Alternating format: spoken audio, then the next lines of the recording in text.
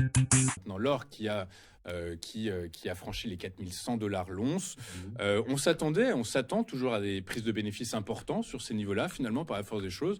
Le contexte tarifaire, toujours, fin de semaine dernière, a propulsé l'or sur ces niveaux-là. Certains analystes nous expliquent quand même qu'il faut le regarder et le trader avec prudence, qu'il faut attendre, avant d'y revenir, attendre un repli sur des zones très clairement identifiées, 3800, 3700 $ l'once. Est-ce que c'est un sentiment que vous partagez ou au contraire, vous nous dites, dans le contexte, comme vous nous en avez parlé pour le WTI, un contexte géopolitique plus qu'incertain, un contexte macroéconomique plus qu'incertain, un contexte commercial frileux, est-ce que l'or et puis les banques centrales qui continuent d'emmagasiner, d'acheter de l'or, est-ce que on accompagne la hausse, même si stratégiquement, généralement, on dit qu'il vaut mieux attendre un repli avant d'accompagner un mouvement haussier. Là, on y va franchement? Alors effectivement, c'est une bonne question. C'est vrai que l'or nous a étonnés depuis maintenant pas mal de temps. On voit que l'or était vraiment dans une poussée haussière assez forte. Il y avait alors bien sûr aussi la décorrélation avec le dollar, puisque si le dollar baisse, le gold monte, techniquement en tout cas 90% du temps. Ces derniers jours, il y avait une corrélation de nouveau entre le dollar et le gold, ce qui est assez rare en soi. Et ça s'est aperçu pas plus tard que, alors si je ne dis pas de bêtises, que hier, puisque nous avons eu une forte correction sur le gold. Donc, à mon sens, il y a plusieurs possibilités possibles.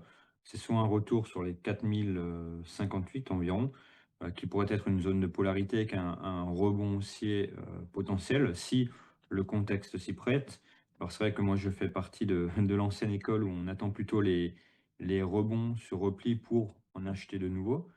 Donc maintenant la question à se poser, c'est, comment s'articule au final le commerce, mondial de l'or? Quel est le poids encore de l'or dans la géopolitique? Et cela devrait nous donner la réponse pour les jours et les semaines à venir, mais clairement, les 4058 pourraient être un niveau, intéressant, tout comme les 3965, mais cette fois-ci, du coup, à des niveaux bien plus bas. Et l'idée, je pense, et je me répète, semaine après semaine, mais c'est vraiment que nous sommes dans des contextes, qui peuvent être assez compliqués, assez chaotiques et surtout qui peuvent changer de direction très rapidement. Et encore une fois, pour s'en sortir, je pense, de nos jours, il ne faut pas forcément chercher le plan très long terme, mais plutôt, encore une fois, prendre ce qu'il y a à prendre à l'instant T, sans forcément avoir de billets, très long terme et vraiment être très, très opportun. Donc effectivement, le gold est en train de bien corriger pour l'instant. Qu'en est-il des institutionnels qui vont ou pas se replacer dessus? Ça, il faut laisser le temps nous donner la réponse. Ah écoutez, le temps, c'est de l'argent.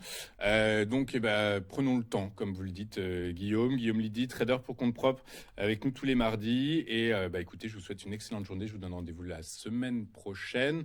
Nous, de notre côté, on va poursuivre le fil de notre émission, puisque dans un instant, ce sera l'heure de la rubrique de Ludovic Berthola, Les Échos de Wall Street. À tout de suite sur tes finances.